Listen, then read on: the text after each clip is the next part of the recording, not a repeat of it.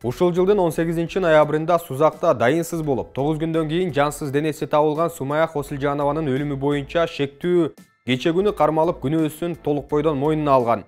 Бирок бүгүн анын адвокаты милиция кызматкерлеринин басымы алдында моюнга алууга аргасыз болгондугун айтып чыкты. Милиция кызматкерлери психологиялык басым жасап, күнөөнү мойнуңа аласың деген үчүн башында күнөөлүмүн деп өз версиясын айтып бериптир. Бирок анын айтып бергендери жүрүп жаткан иштин жагдайына таптакыр дал келген жок. Сабап майып кылып коебуз дешиптир. Усманов окуя болгон күнү сыртка такыр чыккан дагы эмес деп адвокат айтты. Ал эми Жалал Абад милициясынын маалымат кызматы коркутуу үркүтүү менен моюнга алдыруу болбогондугун айтып, ал тарап бул маселе боюнча мыйзам чегинде арыз менен сотко кайрылса да болот деп билдирди. Ал эми күбө катары чакырылган тургундун күнөөсү бар же жоктугу соттук психиатриялык экспертизадан кийин тергөөгө алына тургандыгын кошумчалады. Бишкектин 1-май райондук соту оппозициячыл саясатчы Бактыбек Калмаматовду 9 февралга чейин камоо чечимин кабыл алды. Бул тууралуу анын адвокаты билдирди. Парламенттин мурдагы депутаты Калмаматовду Улуттук коопсуздук комитети расалык, этностук, улуттук, диний же региондор ортосундагы кастыкты козутуу беренеси менен айыптап, 22 декабрда камакка алган. Калмаматовдун адвокаты Мырзайым Камчыбекованын айтымында, атайын кызмат Калмаматовго Facebook'тагы Нуразиз аттуу колдонуучу жазган билдирүүлөр боюнча айып коюуда. 22 декабрга караган түнү Сауд Аравиясына 2 жумалык умра зыяратына баратканда Манас эл аралык аэропортунан кармалган. Түркиянын президенти Режеп Тайып Эрдоган стратегиялык кызматташтык боюнча Жогорку кеңештин 2022 жылы боло турган жыйынына катышуу үчүн Кыргызстанга келүү ниетин билдирди. Бул тууралуу түрк лидери бүгүн 23 декабрда президент Садыр Жапаров менен телефон аркылуу сүйлөшүү учурунда айтты.